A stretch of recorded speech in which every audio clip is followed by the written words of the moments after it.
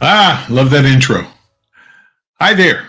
Welcome to Actify's webinar presentation summary of new features and updates for ActiveImage Protector 2022. My name is Robert. I'm from Actify. I'm also from the Actify webinars. I will be giving you a not so brief overview of the updates and, well, let me get the slideshow out. A not so brief overview of updates, enhancements, and newly added features from September 7th, 2023.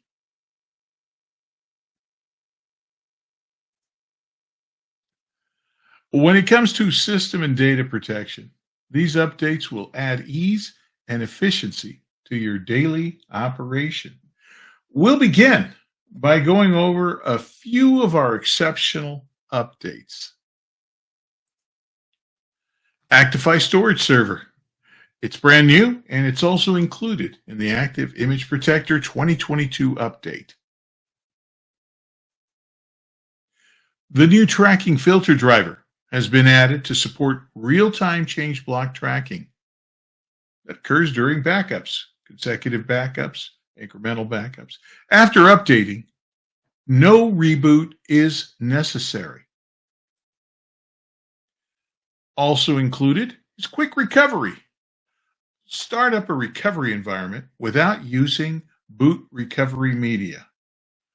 But if you decide you'd like to use boot recovery media, our new recovery media maker can create bootable recovery media embedded with the source machine's backup image. And lastly, ActiveImage Protector 2022 now supports VMware's vSphere version 8 and FCD first class disk. Let's get started. Actify Storage Server. It's brand new, like I said, and it's now included in ActiveImage Protector 2022 update. Use Storage Server to install your own secure bucket, kind of like a cloud bucket, to a local NAS or to another Windows server or Docker.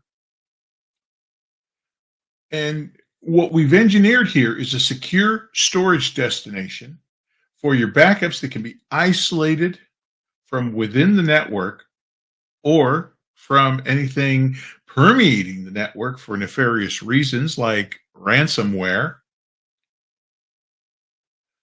that is accessible specifically and only by ActiveImage Protector.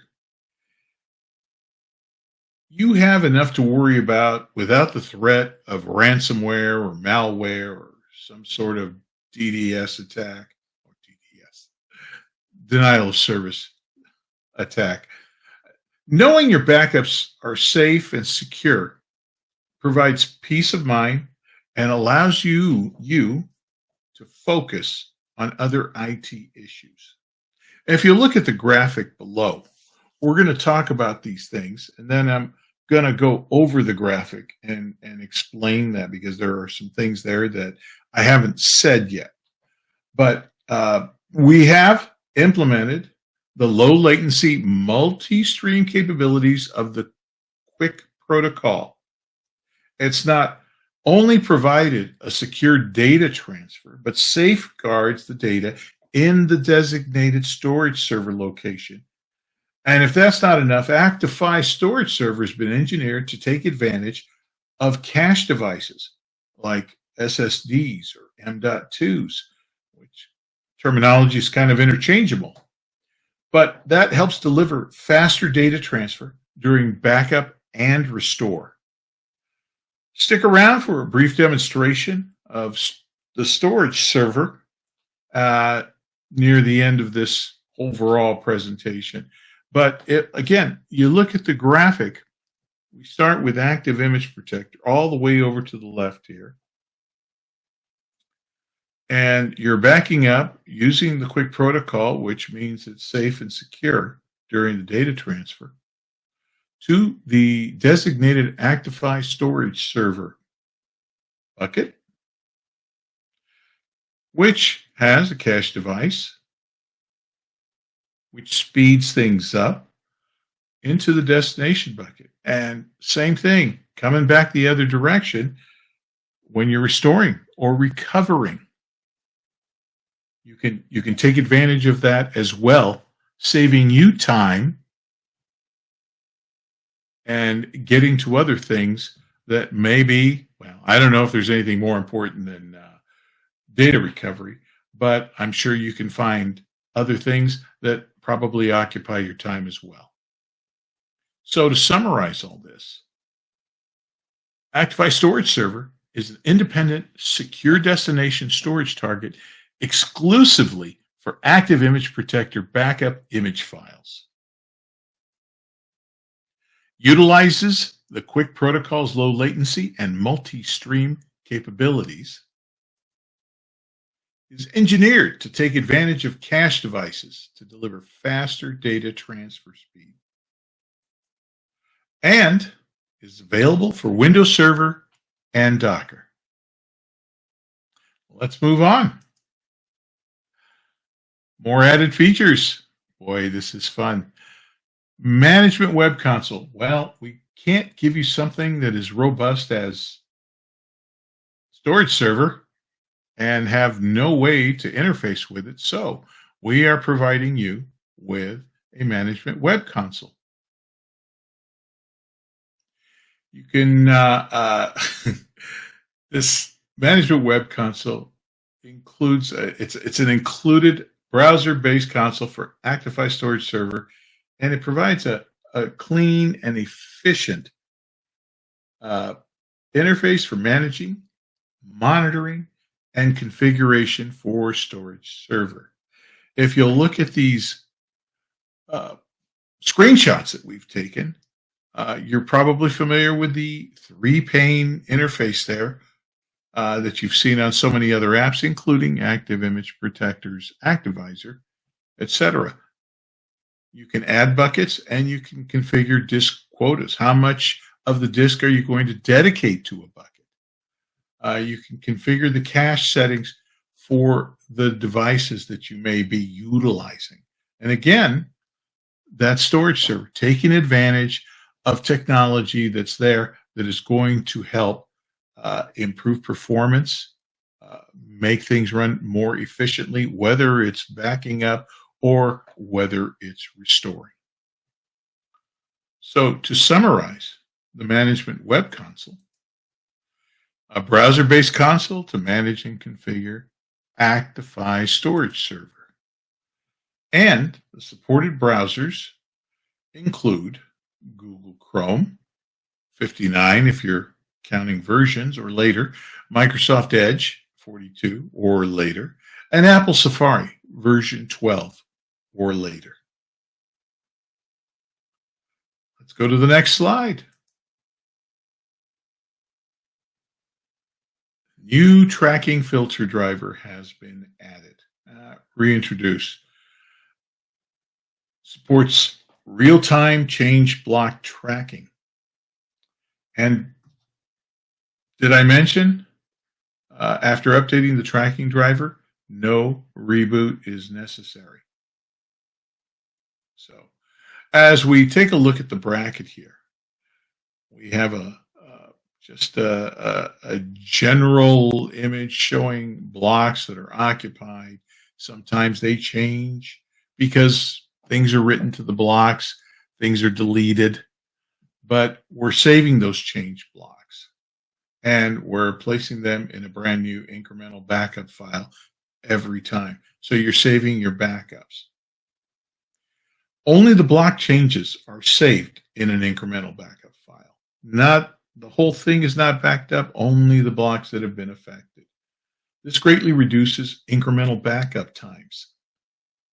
Your time is valuable, and so the method of restoring an incremental backup has even been enhanced to restore only the blocks that have actually changed from one incremental backup to the next. We're now reducing recovery time even more, as redundant blocks from disparate incremental files of the same set are not repeatedly restored. That's redundancy. We don't need to go over it again and restore the same block that's occupied and unchanged from backup to backup to backup. This is enhancement. This is time value for you when it comes to restoring, okay? When it comes to backing up as well. So, again, summarizing each slide, the tracking driver is provided to monitor disk I/O in real time and track the changes made from the last backup. The block changes are recorded in incremental backup files, reducing incremental backup process time. And just in case I haven't mentioned it, installing the new tracking driver requires no reboot after installation. Okay, I think I've cleared that up. No reboot after installation of the new tracking driver. Now, let's get to quick recovery. It's a brand new feature. Again, saving time, working efficiently.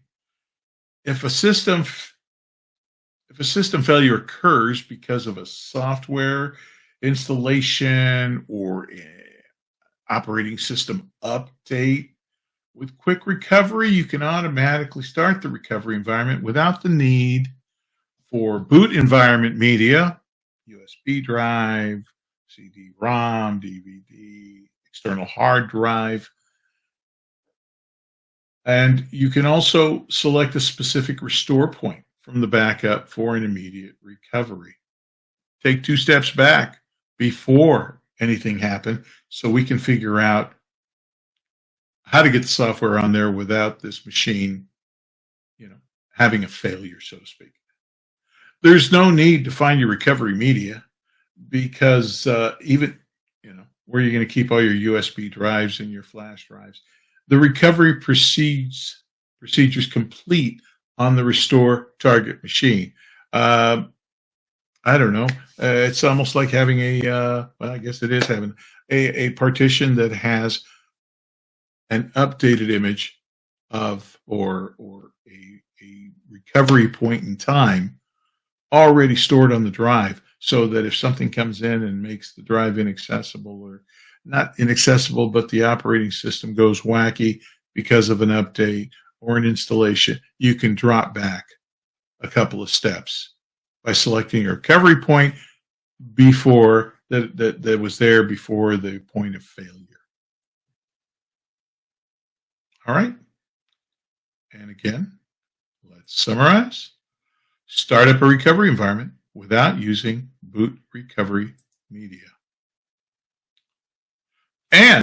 But if you're one of those people that like to use media, recovery media, we have Recovery Media Maker.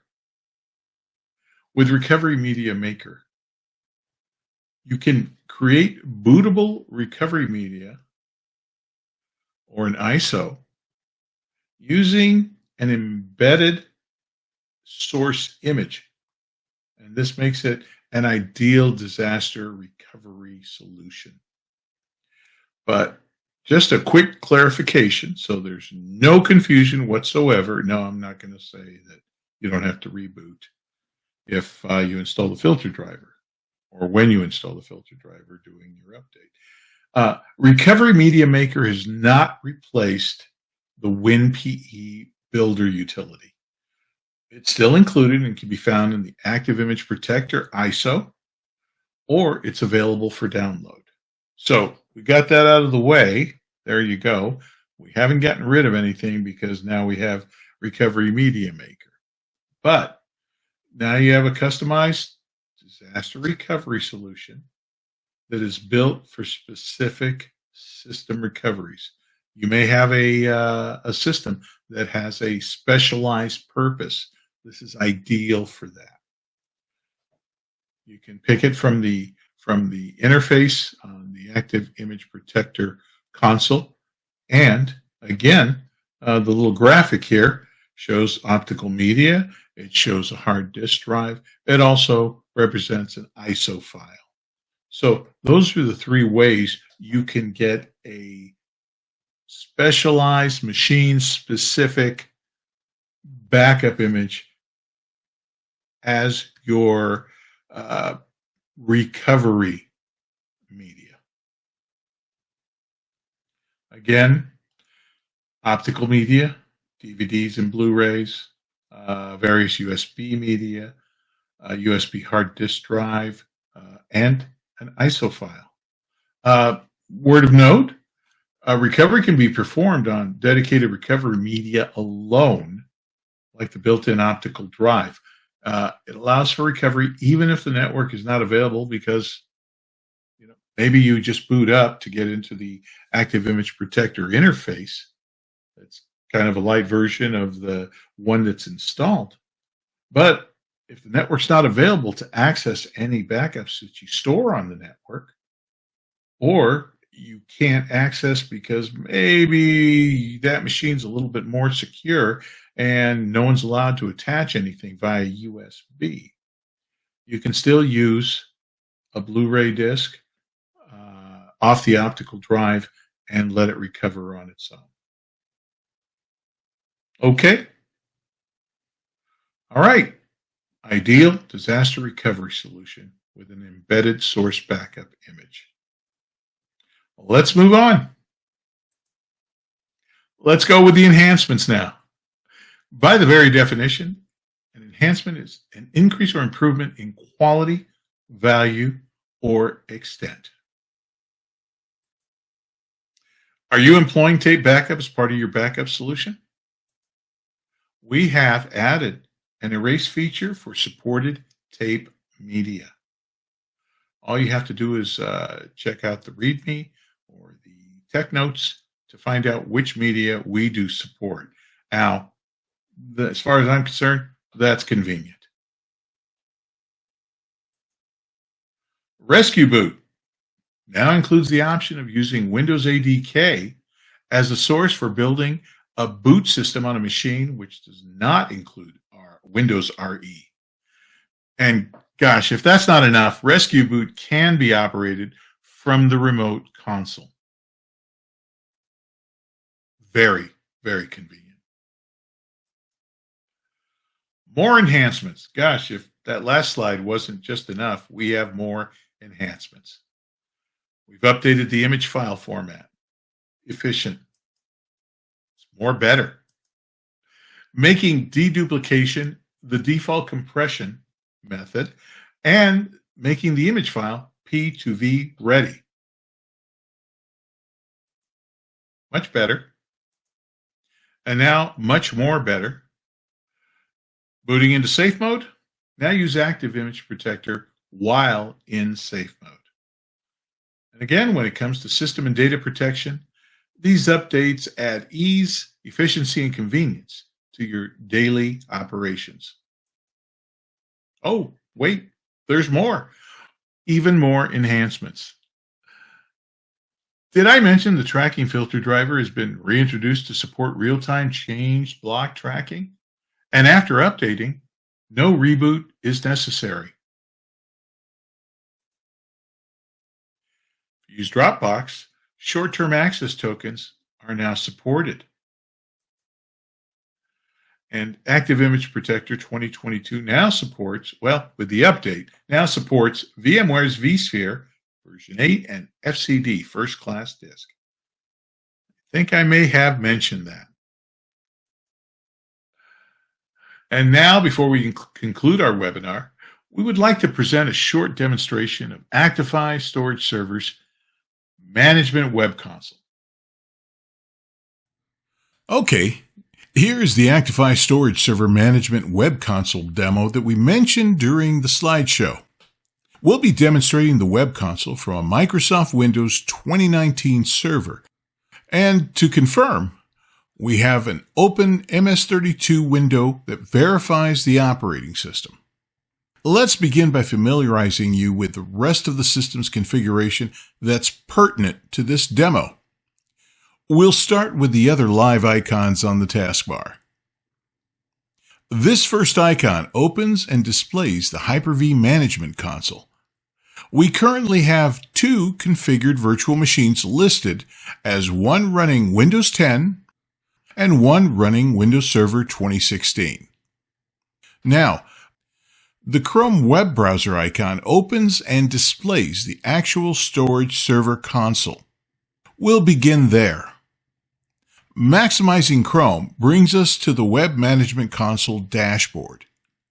From here, we can monitor and manage the storage server configuration. As you can see, there are only 3 panes of information. Easy to follow and easy on the eyes. Let's begin with the first pane on the left, which lists in and out data transfer speeds measured in bytes per minute and the number of connected clients. Below that is the bucket list.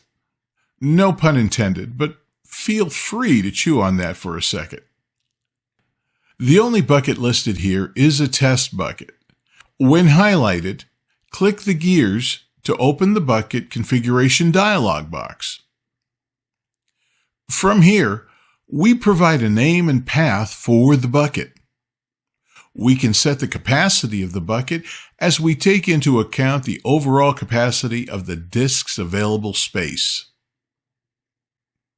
We can enable and set a maximum disk quota and set a quota for a maximum amount of disk space per client. We can also require username and password in order to log in to edit the bucket configuration.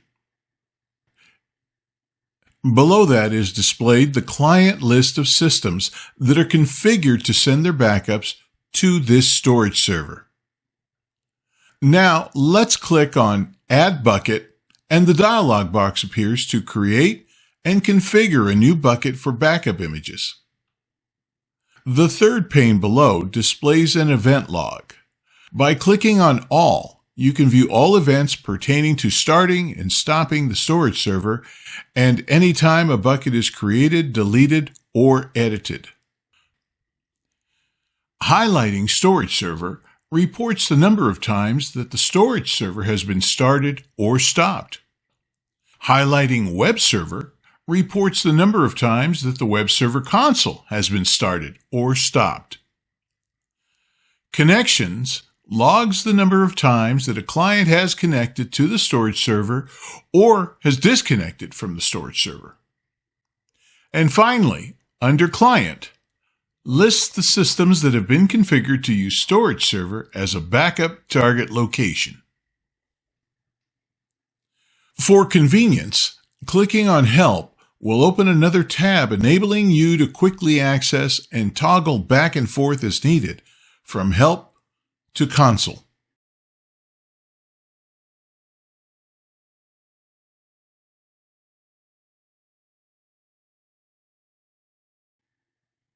Let's minimize the console now and open up a virtual machine to configure a backup from the ActiveImage Protector interface. Using the Windows 10 machine, we have opened ActiveImage Protector, and in this example, we'll begin configuring a backup task and set the target destination for storage server. Click Backup from the left pane, then Volume Backup, and then select the volume for backup. Click Next. Take note that we have a number of destinations that include some cloud services for the backup image files. For this demo, we'll select Actiphy Storage Server. After selecting, we can type in the IP address or host name of the system that storage server is located. Use the drop-down arrow and select Dev Hypertest, then click Connect. When the configured bucket is displayed, click on it. On the bottom part of this dialog box, the test bucket and path will be displayed in the folder view. Click on Select Folder to assign this bucket folder to the backup task. When the dialog box closes, we are returned to the destination step of the backup task configuration. Here we see that the destination folder has been set with the path of the storage server bucket. Okay, now let's get back to the conclusion of the slideshow. In conclusion, thank you for your time. Should you have any questions, inquiries, or comments, please contact us at Actiphy Inc. or email us at global-sales@actiphy.com. Thank you for your time.